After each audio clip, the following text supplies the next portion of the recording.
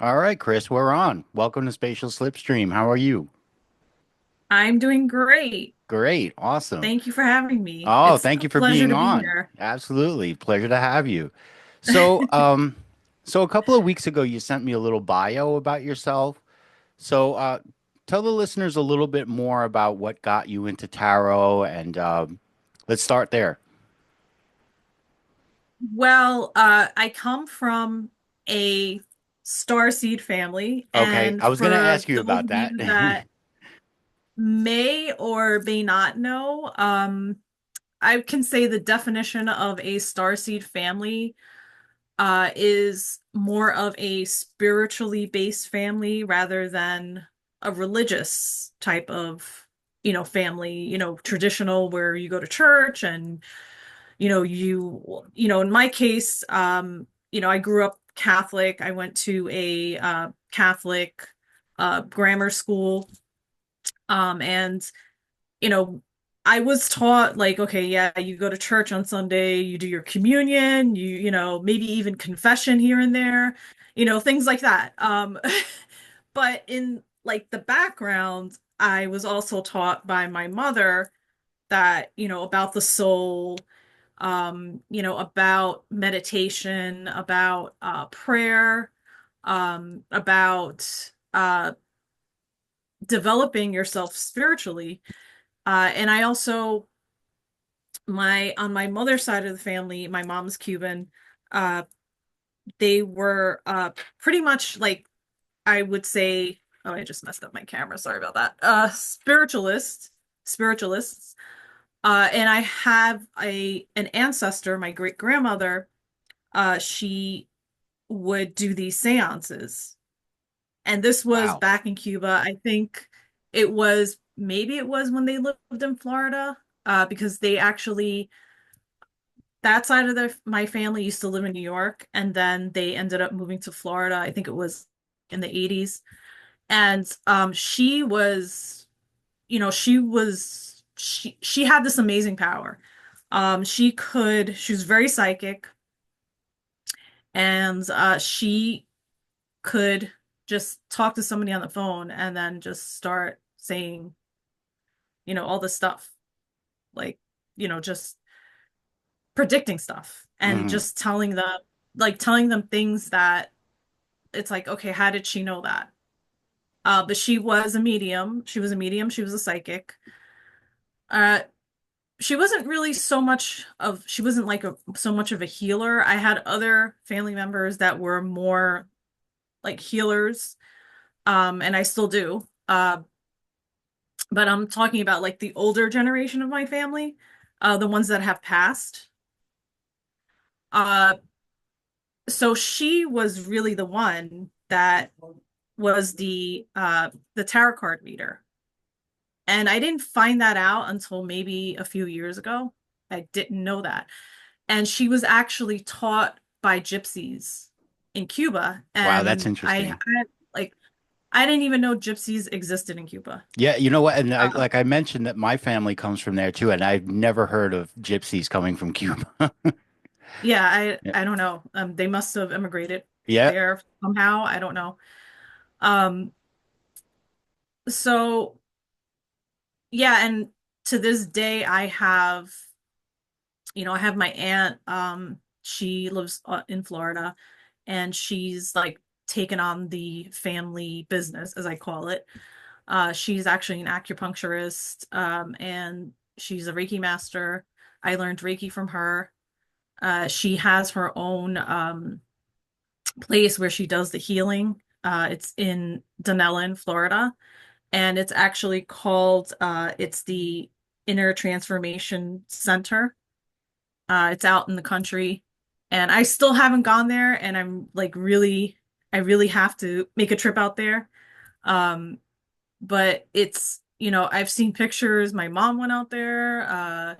My sister went out there already, and it's an amazing place. She has this room full of crystals. She has a this it's like this dome, and it's made out of tachyon crystals, which is actually Wow. a Palladian technology. Wow. And I've actually held the last time I was in Florida, um, when my grandmother for my grandmother's memorial because she passed, Mm. which she was also that's actually my grandfather's side, and she was also a medium. Um, I my aunt gave me this tachyon crystal, and I could feel the energy coming from it, really powerful.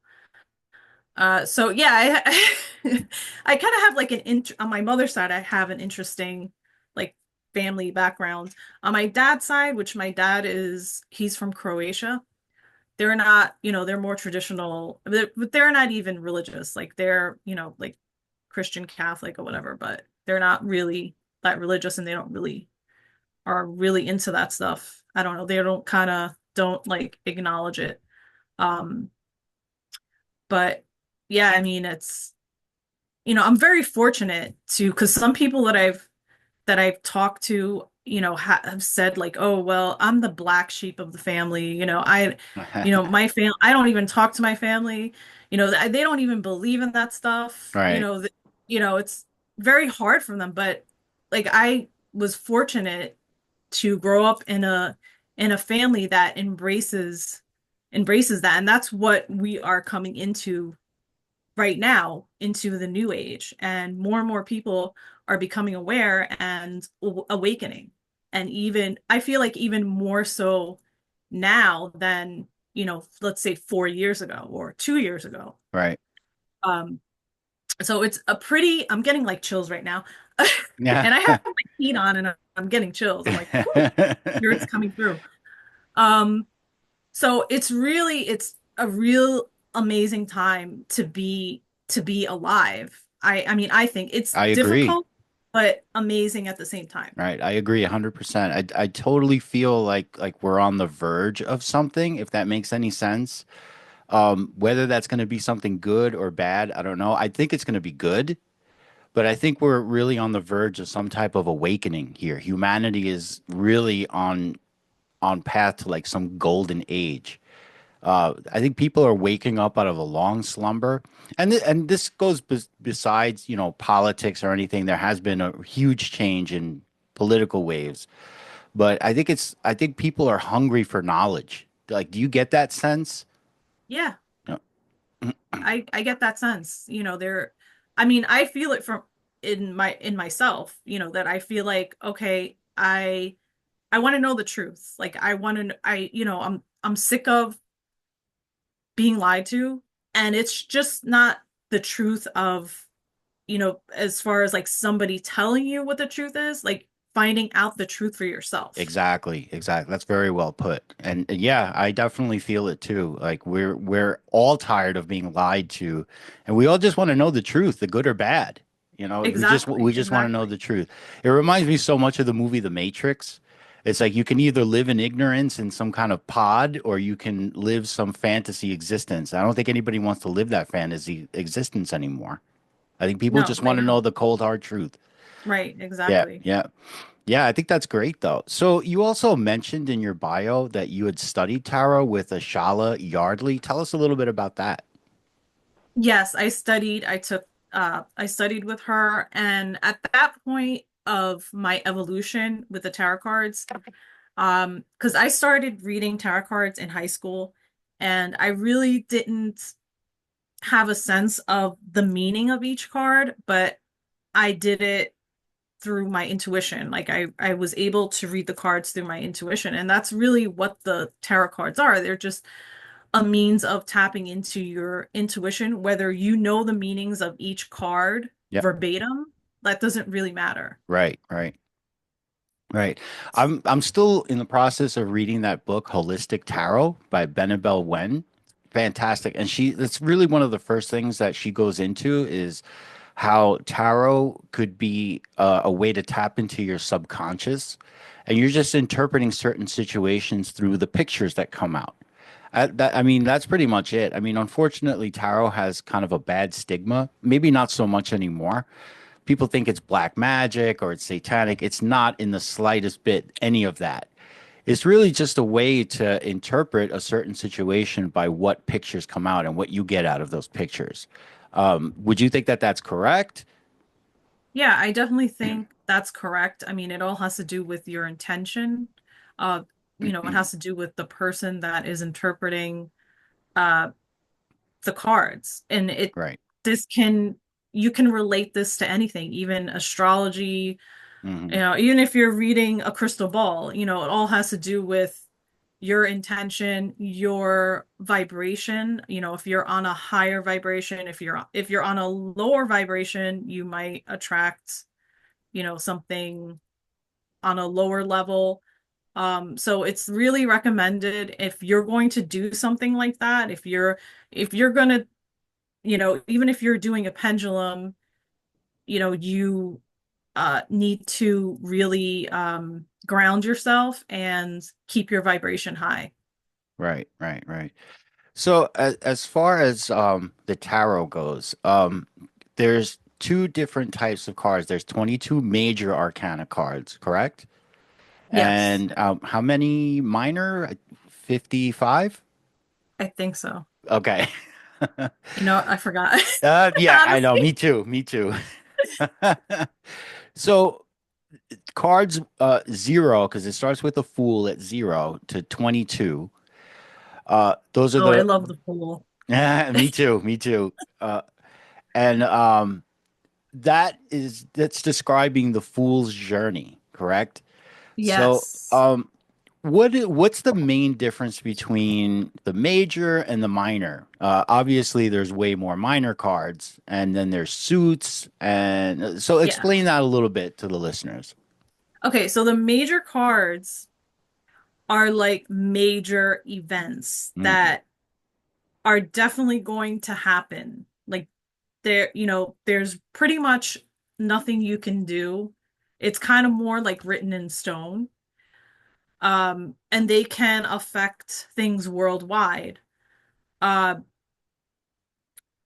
so yeah, so that's the difference. Now the minor cards, they are subject to change.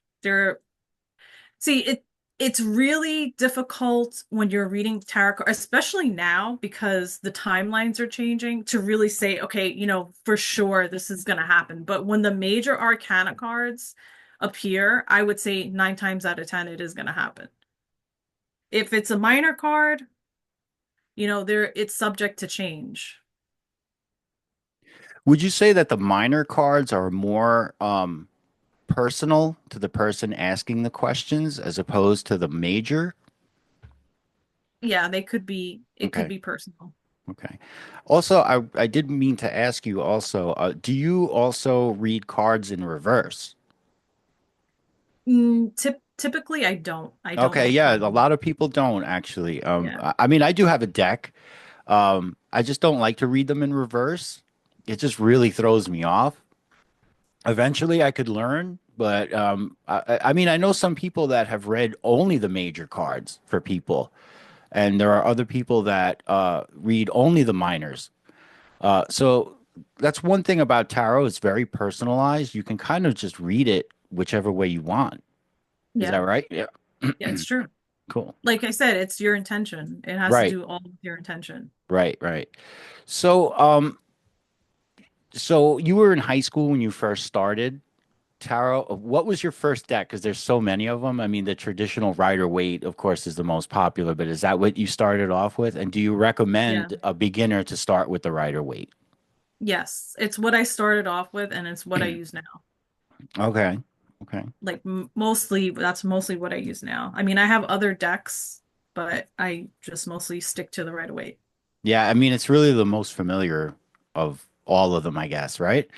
And I've always been fascinated with the imagery and the pictures. That's one thing, but and even in the book, it mentions how people are afraid of the quote unquote bad cards, the devil, the tower. Uh, how do you set someone's mind at ease that when those cards come out, it's not necessarily something horrible? To freak out about. Yeah.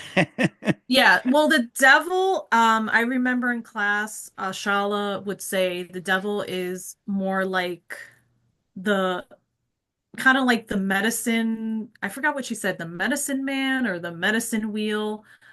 Um, so it's just kind of like an opportunity. She would describe it as an opportunity to like work on ourselves and work on the darker aspect of ourselves. Um, and the tower, it's kind of like the same similar thing because the tower just, it's like everything just falls apart, but you need it to fall apart because if you want to start fresh, you need things to fall apart That's and right. you need things to That's collapse. right. Because And how else are you going to start something fresh? How else are you exactly. going to, you Exactly. know, find that path, that new path in life? Right, right. I think the card that people are most afraid of is the death card. And it's actually not a bad card. Well, like I said, there's not a bad No, card. it's not. Death is represents a new beginning, a rebirth.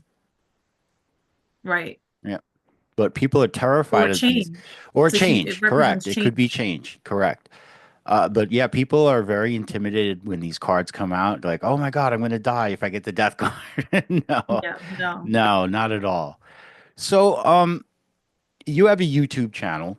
Um, Yes. Tell us a little bit about that. When did you first start doing the YouTube channel? And Oh my God, it's been a while now. mm, I don't know. Was it 2 or 3 years ago? Might have been, or two okay, years ago. I can't even remember now. yeah, It's been a while. Um, and I started it because I met my friend Caroline hmm uh in class in a Shaw's class. oh, And we started like collaborating and she said, I have a YouTube channel, and then I started my YouTube channel.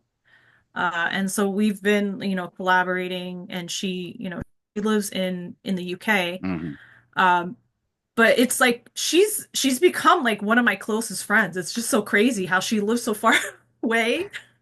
Well, yeah, you have that She lives connection. outside of Yeah, London yeah. and she's Wow, become like one of my closest friends. It's crazy. that's awesome.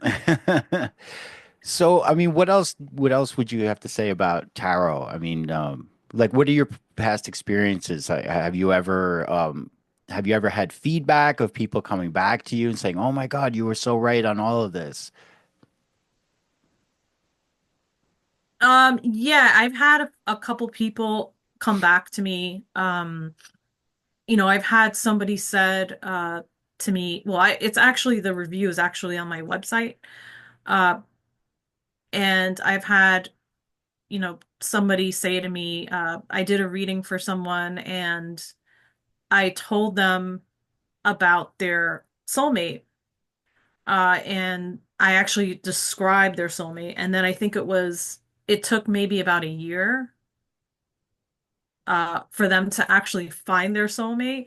And in the review, he said, that my description was like to the T and I was spot on. Wow, wow, And uh, that also, I have some other, and I can't remember like what the review said, but I have some reviews on my website that's cool, pretty cool. And also, do you where utilize I've been pretty accurate. do you utilize a spirit guide? Yes, I have one spirit guide. Um, he's actually a Native American Oh wow, Indian, and I call him the Medicine Man. hmm, And he has appeared to my family members. He's wow, appeared to my mother. He's appeared to my sister.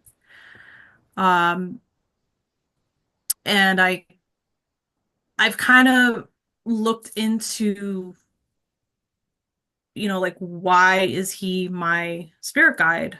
Um, and he was my brother in a past life. wow. And I've gone to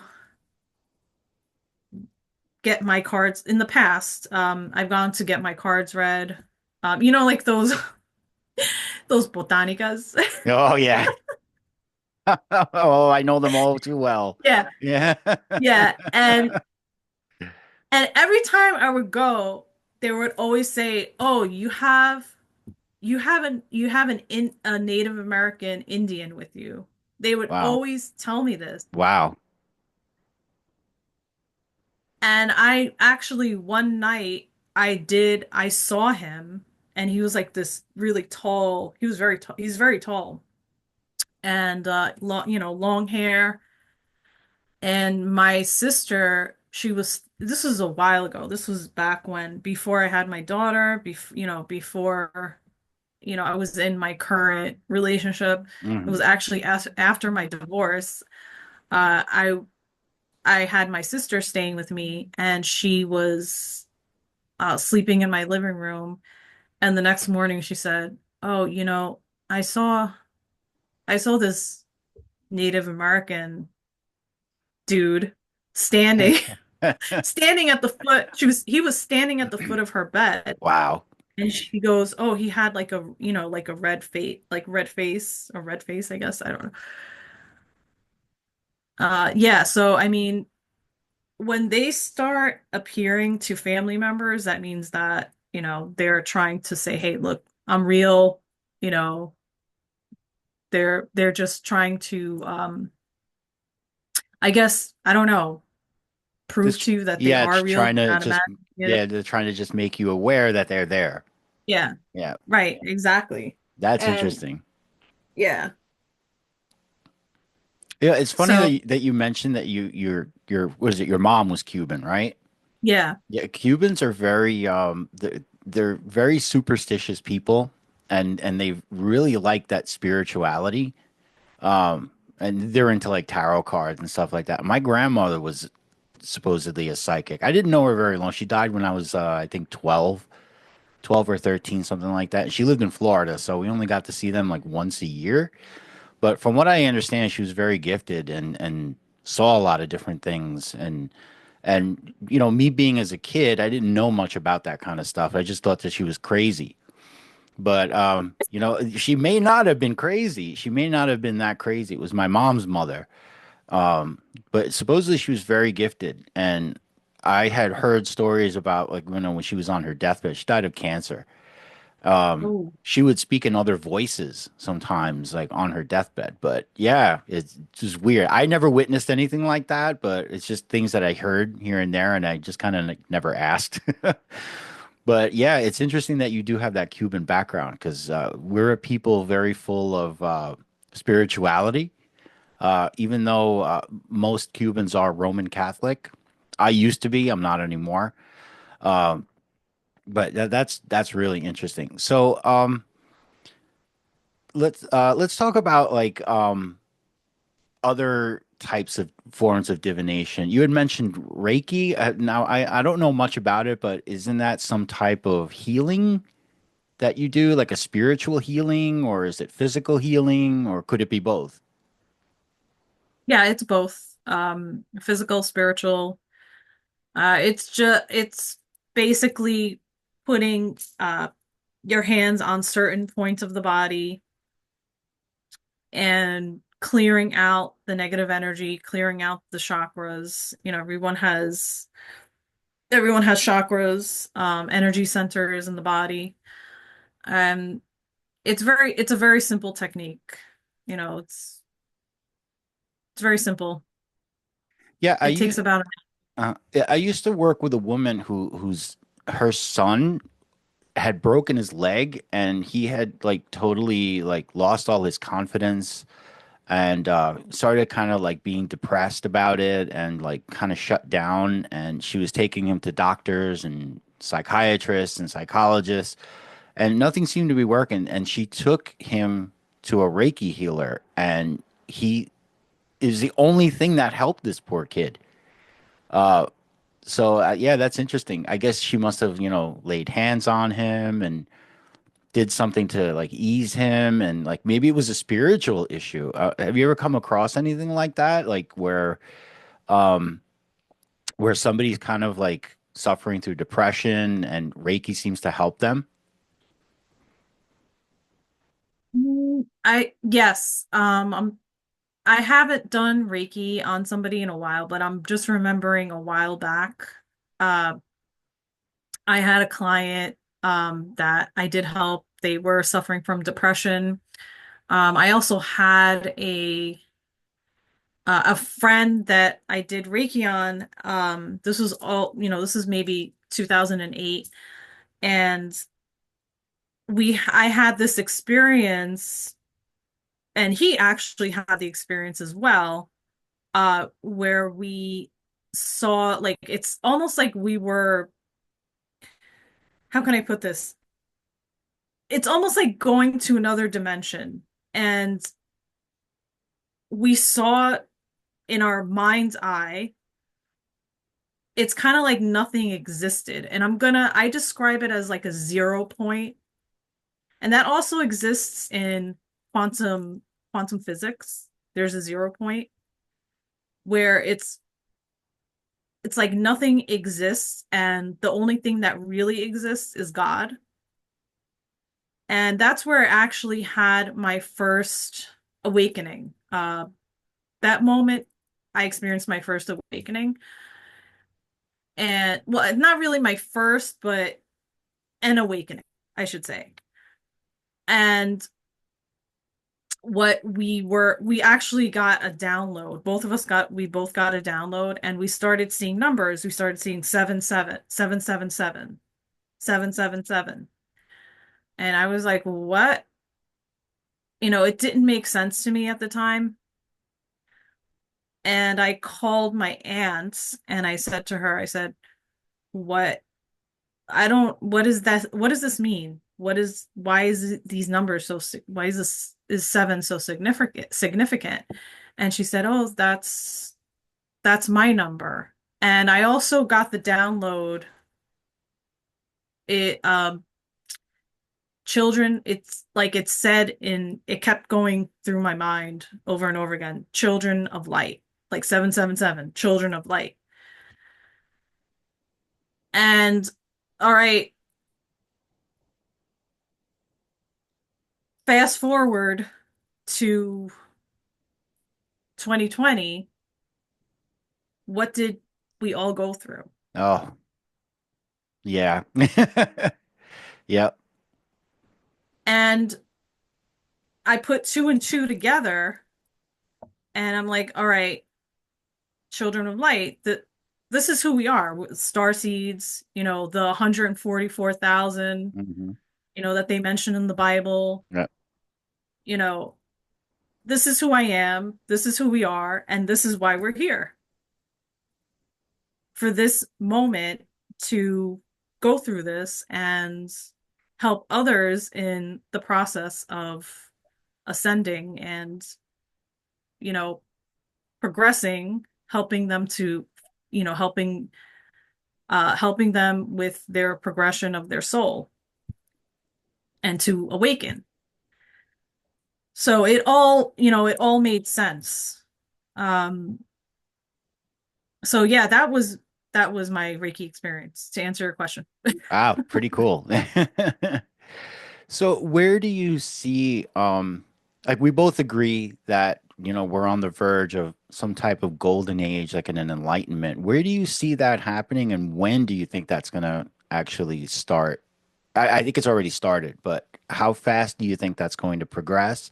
What does your intuition tell you? I agree. I think that it's already started. Mm. Um, I I think that it's going to go pretty fast. Um, as far as timing, I don't know. Maybe, I mean, I think if we fast forward 2 years into the future, I think that we're going to see there's going to be a difference I agree. to the way things are now. I was also thinking about 2 years or so, but it is progressing pretty fast.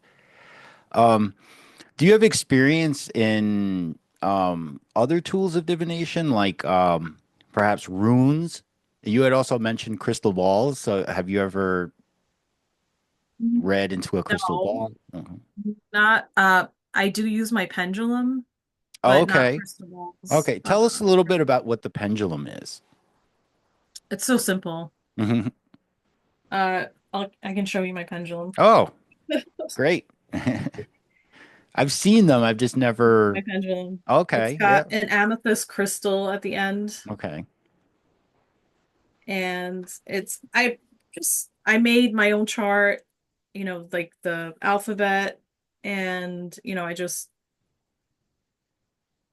use it. I get messages. I use it to speak to my spirit guides, and that's pretty much it. It's very I- simple. Is there something that you lay on the table that that points to, or you know what I mean? Yeah, I just a piece of paper Oh, with the okay. alphabet on it. That's it. Oh, interesting. How about runes? I never got into that. Oh, I never okay. got into Interesting. All what. right. So I'll leave it open to, whatever you want to discuss. Anything else you want to add or tell us a little bit more about tarot? Oh, actually, you know what? Come to think of it, I did want to ask you this.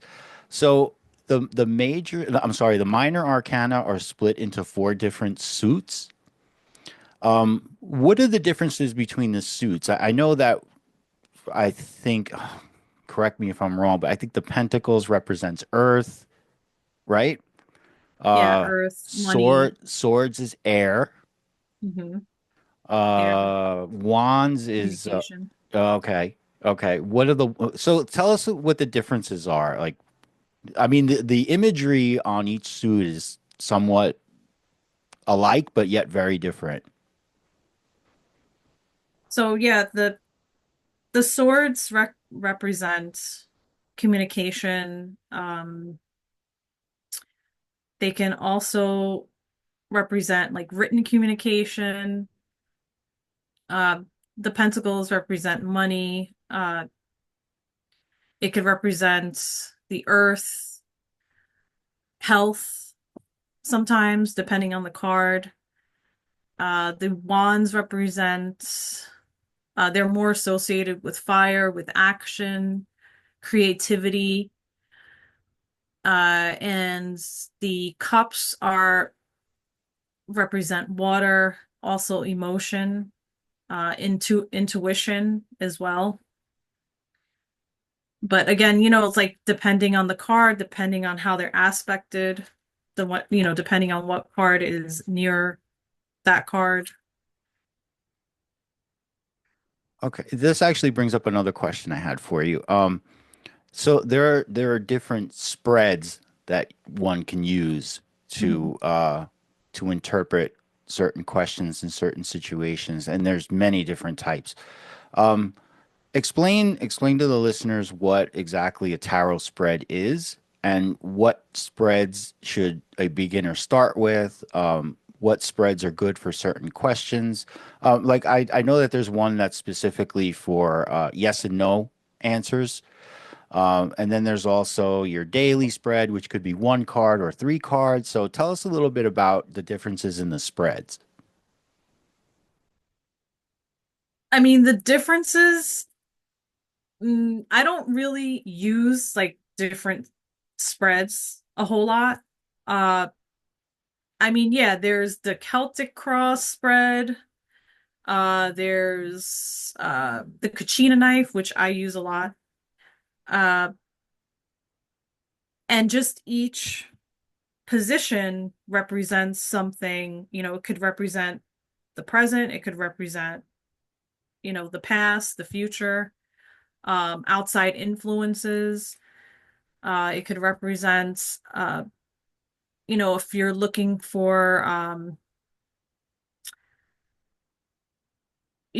for, like advice, it different positions represent different meanings. Well, it's all depending on the spread that you're using.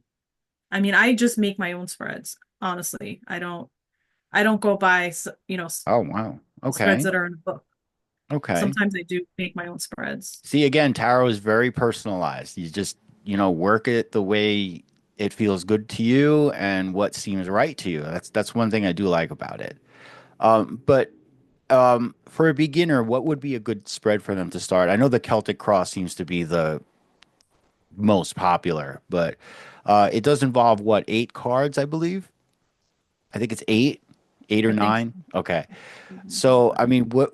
Yeah, it's 9. Okay. What spread would you recommend that a beginner start with? Just a simple 3 card pass. A 3 card spread is basically past, present, and future, Yeah. correct? Okay. I would recommend that. Like Okay. just and then build your way up from there. Right. What I've seen a lot of people do is they do the simple 3 card spread, past, present, future, and then what they do is they add another 3 cards, like either under it or below it, to like expand on that, which actually could be a 9 card spread. So instead of just relying on 3 cards, the imagery of 3 cards, you just kind of keep building on that. So Right. I think that's a great idea, actually. And it also does help build the intuition, because I think the more pictures you see, the better, I guess, to a point. You don't want to see too many. Uh, but then there's also spreads that are like daily spreads. Like somebody will pull 1 card in the morning, and that'll be like their daily reading, and they'll interpret like what may happen in the day or what they could expect, and they'll just kind of like build on that. So you make your own spread. And is that the one that you use primarily, regardless of what type of question you may be asking or somebody may be asking? Like you basically stick with your own spread. Yeah, I used the Kachina knife, which is not, I didn't create that. There's also another spread that I use that I did create. It is the white, it's like my I call it my my white hawk spread, Okay. and it's just in the shape of a bird. Oh, wow. Wow. So what spread did you first start using? Was it the 3 card? In the very beginning, Hmm. I really didn't use a spread. I just Okay. Just kind of cards. okay, cool. I Yeah, I didn't have any training, so Yeah. I just did my own thing. Oh, that's fine. That's fine. Yeah, I've got my rider weight. I actually have a couple of decks, and I really think that it's a fascinating field. And again, I can't reiterate enough that it's not black magic, it's not satanic, anything like that. Just because the devil card appears in the deck of tarot cards doesn't mean that it's evil. You had agreed with me. There's no bad cards, there's no great cards. It's just how you interpret a certain situation. And where do you see the future of tarot card reading? Do you think that it's increasing in interest? Do you think it's kind of decreasing? And also, what do you think about digital cards, like apps on your phone? And I know a lot of people, I have one myself. I just, it doesn't hit me like the actual physical card in your hand. What do you think about that? I think that tarot card reading has gotten, you know, more popular, especially since COVID. And I think it is growing, because people's intuition, people are becoming more intuitive. So I think it is growing in popularity. As far as the digital cards, yeah, I don't know if that's accurate. I don't know I how accurate I that is. feel the same way. I mean, the app that I have is called Labyrinthos.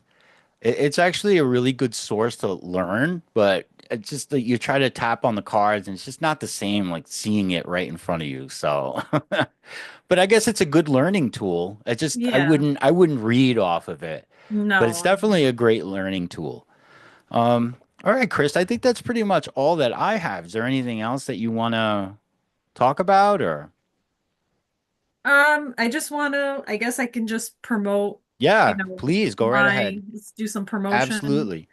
Yeah, please go to my YouTube channel, Divine Light Readings by Kris 777. That's my handle. And also my friend's YouTube channel, which is Tarot Tales United Kingdom. And don't forget my aunt's place. It's I'll give you the website. It's www dot innertransformationcenter.com. She's in Dunellen, Florida. And I think that's about it. All right. Fantastic, Kris. Well, thank you so much for jumping on. Welcome to Spatial Slipstream. And I hope we can collab a little bit more. You know, I'd love to be on your channel sometime to discuss anything you want to discuss.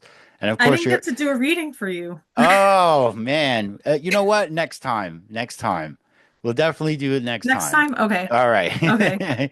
All right, Kris. Well, thank you again. And we got to do this again soon, okay? All right. Thank All you. right. Take care.